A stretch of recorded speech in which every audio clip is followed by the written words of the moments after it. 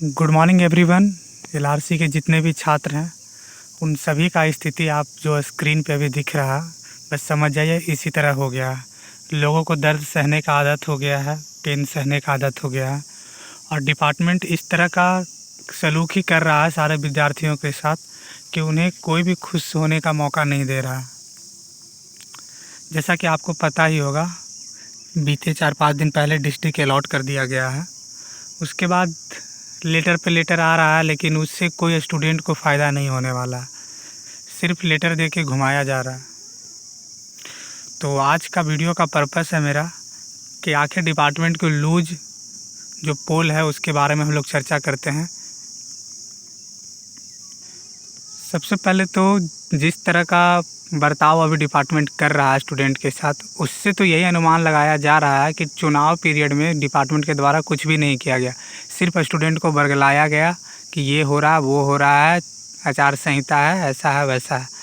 अगर वाकई कोई काम होते रहता तो अब तक ले एक सकारात्मक न्यूज़ स्टूडेंट के पास आता। पूरे चुनाव पीरियड में लगता है डिपार्टमेंट सिर्फ डिस्ट्रिक्ट ही सेलेक्ट करने में रह गया कि किसको कौन सा डिस्ट्रिक्ट अलॉट करना है। उसमें भी आधे स्टूडेंट नाखुश ही है। किस आधार पर डिस्ट्रिक्ट को अलॉट किया गया वो अभी तक किसी भी स्टूडेंट को समझ में नहीं आया और उनके समझ के बाहर भी लग रहा है।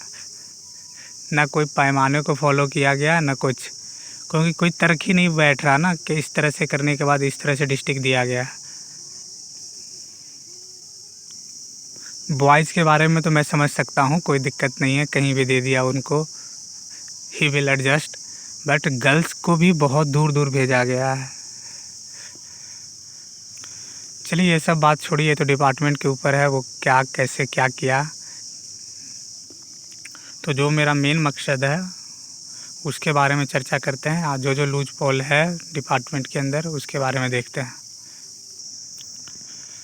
अभी तक जो ईमेल भेजा गया था डिपार्टमेंट के द्वारा, उसका जो टेन्योर पीरियड दिया गया था 2 वीक ऑफ जून, वो भी ख़त्म हो गया है। और अभी तक स्टूडेंट इसी आस में बैठा है कि आखिरकार इस इवेंट का मतलब क्या है, आखिरकार इस इवेंट के अंदर क्या होने वाला था, इसकी भी पुष्टि अभी तक नहीं हुआ है। लोग खुद ब खुद बात कर रहे हैं आपस में कि सीएम के द्वारा दिया जाएगा या फिर जो भी प्रोग्राम है, लेकिन इसकी पुष्टि अभी ऑफिशियली कुछ भी नहीं हुआ कि हाँ कि इनके द्वारा दिया जाएगा या फिर क्या होगा प्रोग्राम में, आखिरकार किसी को नहीं पता है।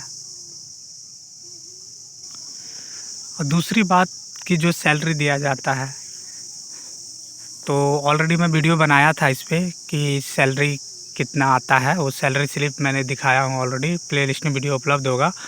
लेकिन जो बात है कि आप देखे होंगे कि 400 रुपये का बात किया गया है कि 400 रुपये आपको दिया जाएगा मोबाइल खर्चे के लिए, इंटरनेट खर्चे के लिए। लेकिन वो जो खर्चा है सिर्फ आपको 1 साल तक ही दिया जाएगा, उसके बाद ना आपका लैपटॉप का ना मोबाइल का कोई भी खर्चा आपको नहीं दिया जाएगा। ऑन पेपर तो वो दिखेगा कि ठीक है कि आपको दिया जा रहा है 400, लेकिन ऑन सैलरी स्लिप आपको कभी नज़र नहीं आएगा कि 400 रुपया दिया गया 1 साल के बाद।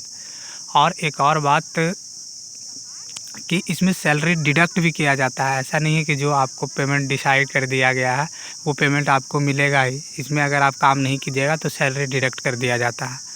और ऐसा मैं नहीं बोल रहा हूँ, ऐसा मैंने जो पहले से कार्यरत है अमीर, उनसे मेरा बात हुआ है, अभी फ़िलहाल उनका कानूनगो में हो गया है, उनके द्वारा ही ये सब बातें बोला गया है। वैसे तो आप लोग डिपार्टमेंट में जाइएगा तो सब कुछ धीरे धीरे सब कुछ पता चल जाएगा आपको कि आखिर रियलिटी क्या है। और रही पीएफ डिडक्शन का बात, तो वो 13.88 आपका जो टोटल पेमेंट बनेगा उसमें से डिडक्ट कर लिया जाएगा। और उसको डिडक्शन करने के बाद आपका जो है वो जितना होगा सैलरी उतना आपको इन हैंड मिल जाएगा। कभी कभी टैक्स वगैरह भी काटा जाता है तो वो आपको सैलरी स्लिप में शो कर दिया जाएगा। वैसे यहाँ तो आपको नहीं दिख पाएगा क्लियर, वैसे मेरा वीडियो बना हुआ है, आप वहाँ जाके देख सकते हैं, सैलरी स्लिप पे पूरा डिटेल वीडियो बना हुआ है। और रही के पाठक जी का बात, तो आप लोग ऑलरेडी परिचित ही होंगे किस तरह से शिक्षा विभाग में उनके द्वारा भूचाल लाया गया। सभी शिक्षाकर्मी जो थे वो किस तरह से परेशान हुए इस चिलचिलाती धूप और गर्मी में, वो आप लोग बखूबी जानते हैं।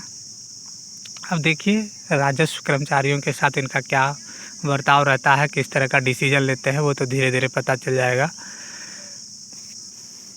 लेकिन ये सफ़र आसान नहीं होने वाला है, क्योंकि पिछला रिकॉर्ड इनका देख के आप बखूबी समझ सकते हैं। कल एक और लेटर निकाला गया है राजस्व एवं भूमि सुधार विभाग के द्वारा, देख रहे हैं 15/6/2024 का ये लेटर है, जिसमें ये बात किया जा रहा है कि पुराने जितने भी कर्मी थे जिनका शायद 2019 से वो कार्यभार संभाले हुए थे, उनका ट्रांसफ़र किया जा रहा है। प्रत्येक ज़िला में कुछ कुछ अमीनों को भेजा जाएगा, या हो सकता है उनको पर ब्लॉक भी भेजा जाए, जिससे क्या होगा कि जो नव युवक जो अभी जो ज्वाइनिंग करेंगे उनको इनका सपोर्ट मिलेगा, क्योंकि ये एक्सपीरियंस्ड है। और इस लेटर को देख के स्टूडेंट के द्वारा यही अनुमान लगाया जा रहा है कि जो है कि ज्वाइनिंग का प्रक्रिया समझिए अब 30 तारीख तक टल गया, उसके बाद ही देखने को मिलेगा। लेकिन इस लेटर में ऐसा स्पष्टीकरण नहीं किया गया कि आपकी ज्वाइनिंग 30 तारीख के बाद ही की जाएगी। अब थोड़ा उम्मीद रखिए कि कुछ अच्छा हो जाए। प्रॉब्लम इस जगह पे आ रहा है क्योंकि इसमें जितने भी अमीन पहले से वर्क कर रहे हैं उनका बहुतों का एएसओ में और बहुतों का कानूनगो में भी रिजल्ट हुआ है।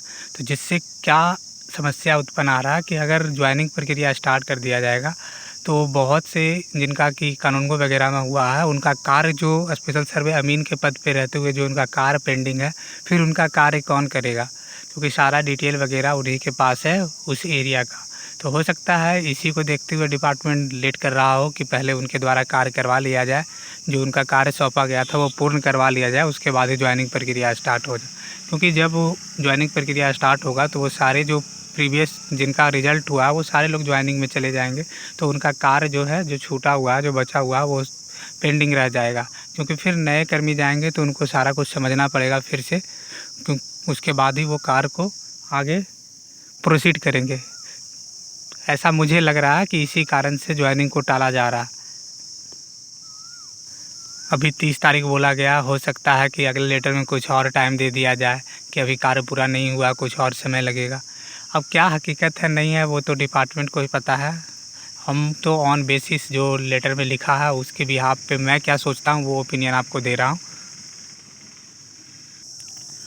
और जब के पाठक आ गए हैं तो सिस्टम में कुछ थोड़ा तो बदलाव देखने को ज़रूर मिलेगा, लेकिन डरने की कोई बात नहीं है। इनका जो ट्रैक रिकॉर्ड है उसके हिसाब से इनको बस काम चाहिए ऑन टाइम, और आपका सैलरी भी ऑन टाइम ही मिल जाएगा। क्योंकि जिस तरह से शिक्षा विभाग में हालात था कि सैलरी सभी टीचर को बहुत देर से मिलता था, 2-2 महीना 3-3 महीना बाद मिलता था, लेकिन इनके आने के बाद सैलरी ऑन टाइम हो गया था सभी शिक्षकों का। तो इसी तरह सभी संविदा कर्मचारियों का भी जो वेतन है वो ऑन टाइम हो जाएगा।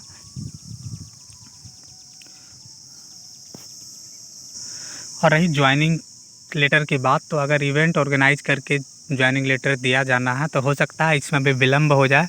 अगर रिस्पेक्टेड सीएम के द्वारा अगर ज्वाइनिंग लेटर दिया जाना है तो अभी आप लोग को पता ही होगा कि उनका स्वास्थ्य थोड़ा ख़राब चल रहा है और वो पटना के हॉस्पिटल में भी भर्ती हैं।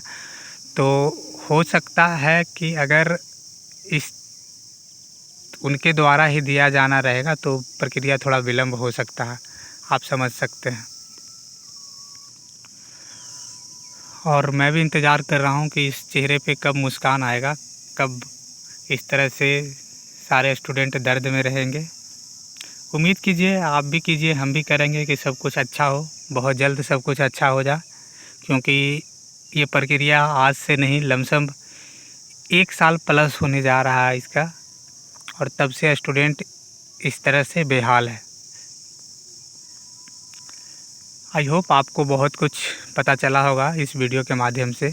इसी तरह का और भी जानकारी के लिए आप हमारे चैनल के साथ जुड़े रह सकते हैं। धन्यवाद। आपका दिन शुभ हो।